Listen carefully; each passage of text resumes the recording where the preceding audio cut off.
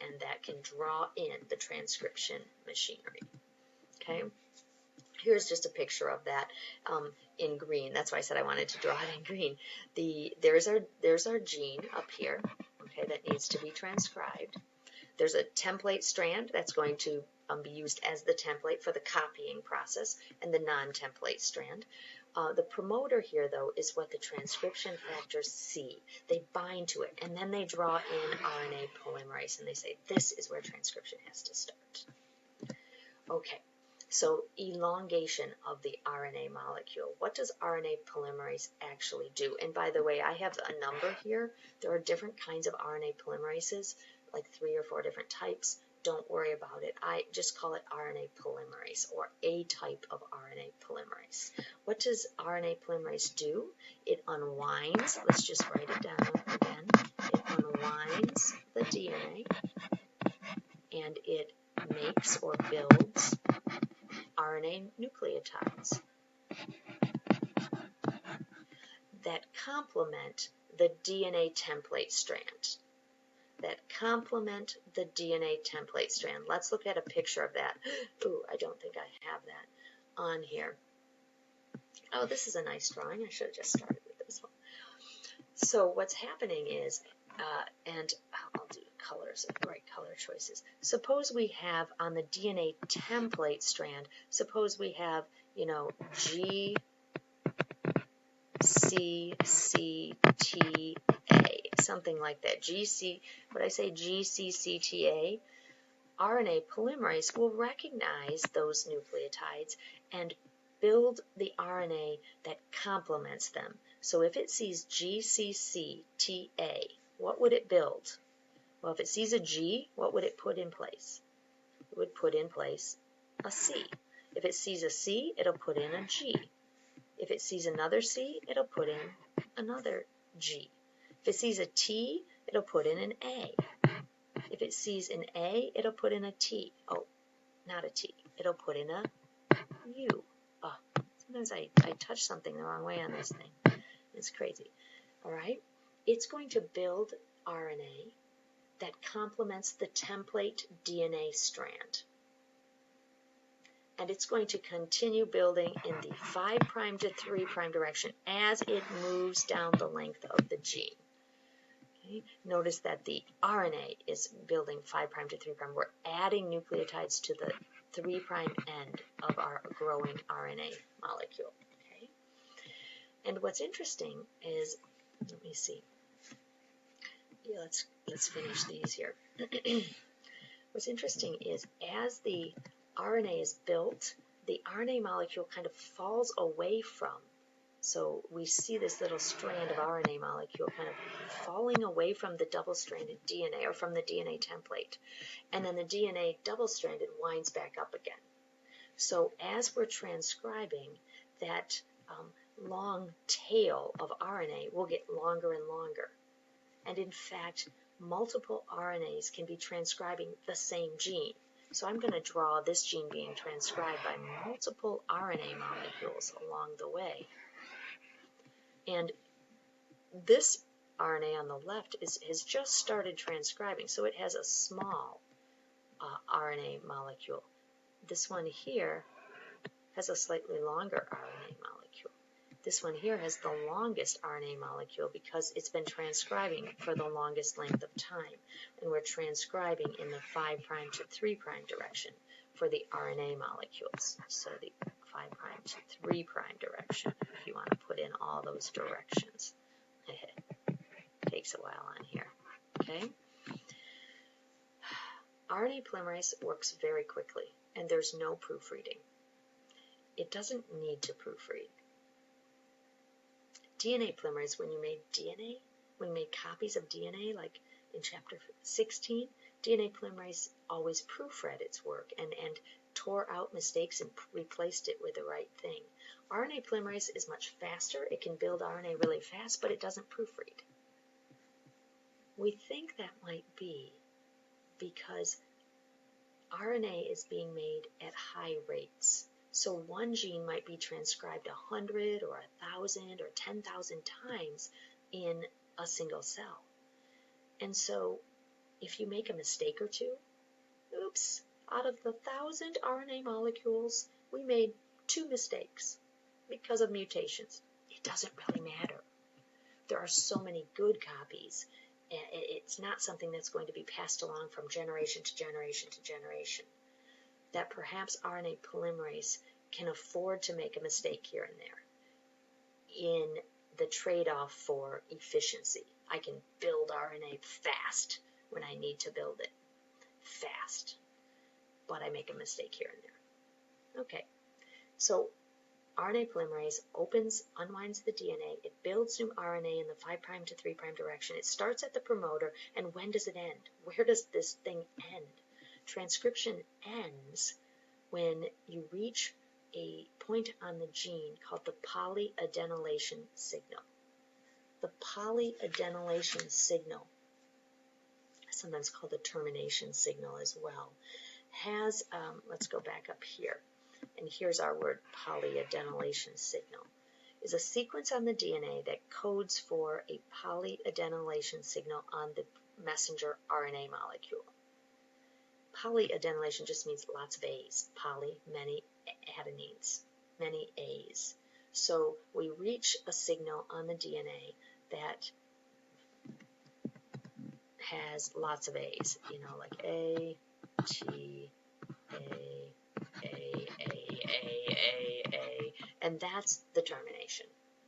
That's where RNA polymerase recognizes, oh, it's time to stop transcribing. This is the end of the gene, and what it does is simply cut the transcription off, and all of the machinery or the parts like RNA polymerase leaves, the RNA molecule leaves, and now we've got an RNA molecule that is done. It's complete, almost. Okay, so let me show you a couple more pictures here just to kind of make sure we're understanding how RNA polymerase works. This is a picture of RNA polymerase, and it's building new RNA. It looks like we're building in this direction. The template strand of DNA is here. Okay, TAGGTTAACC. That's the template strand. The RNA polymerase is reading the template and putting in complementary RNA nucleotides. So it sees a T, it puts in an A. It sees an A, it puts in a U. It sees a G, it puts in a C. It sees a G, it puts in a C. It sees a T, it puts in an A. And it's building the RNA in the 5' to 3' direction. Okay. The other strand of DNA is sometimes called the non-template strand of DNA. This just reminds us that the RNA polymerase chugs along its way, building new RNA until it reaches a termination point. When it's terminated, then the RNA transcript is cut and is released from the DNA. The DNA winds back up. The RNA polymerase leaves and transcribes something else somewhere else. And we're done. We've made an RNA molecule. Now we're not quite done. In eukaryotes, this mRNA molecule, we call it a messenger RNA molecule, it's going to leave the nucleus, right? But it has to be processed. It's not quite ready. It's not quite complete yet.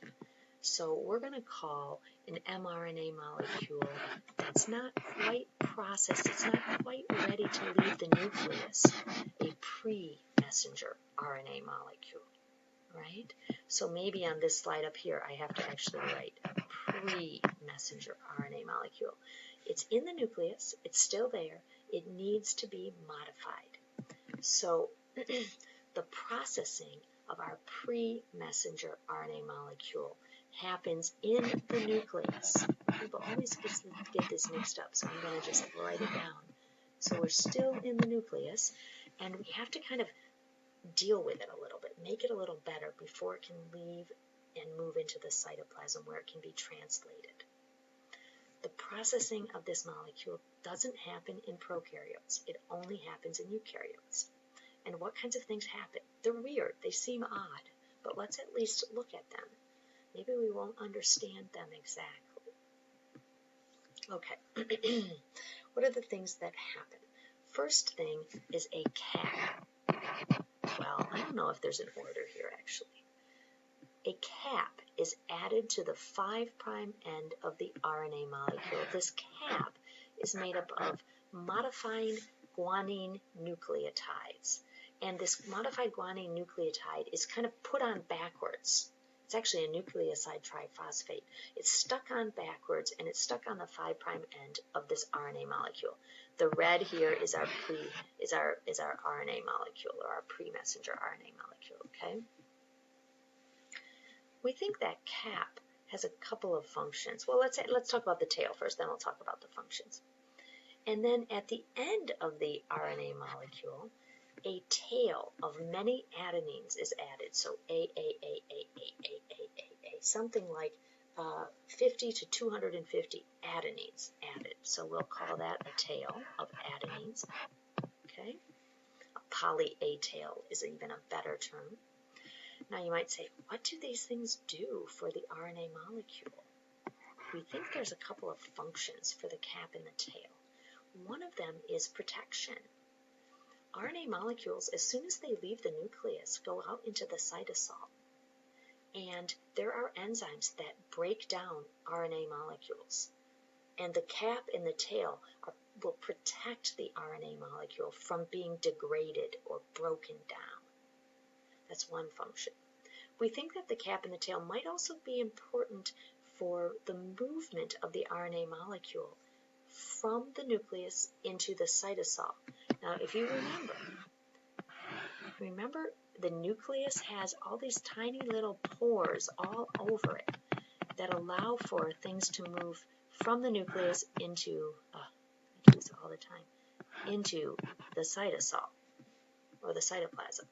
But those pores are pretty selective. They only allow certain things in and out. Messenger RNA molecules have to leave the nucleus in order to be translated. The cap and tail might be identification tags that make it easier or facilitate the leaving of the nucleus and the moving out into the cytoplasm through those little nuclear pores. And we think the cap might also be important because it might tell the translation machinery, because once the RNA molecule is out in the cytosol, it has to be translated. Maybe the cap tells the translation machinery, hey, this is the beginning of the gene. Over here, start on this side. Because you want to translate the whole gene. You want to translate the whole RNA molecule. Okay? The third thing that happens to our RNA molecule is called the RNA removal and splicing. So let's write that down. RNA removal. I'm going to write right over my words. And splicing. Okay, what on earth is that? All right, I've drawn this picture, or we've drawn this picture again here, and it has to do what's happening inside the RNA molecule, not with the cap, not with the tail, but what's happening in the RNA molecule itself, this pre-messenger RNA, okay?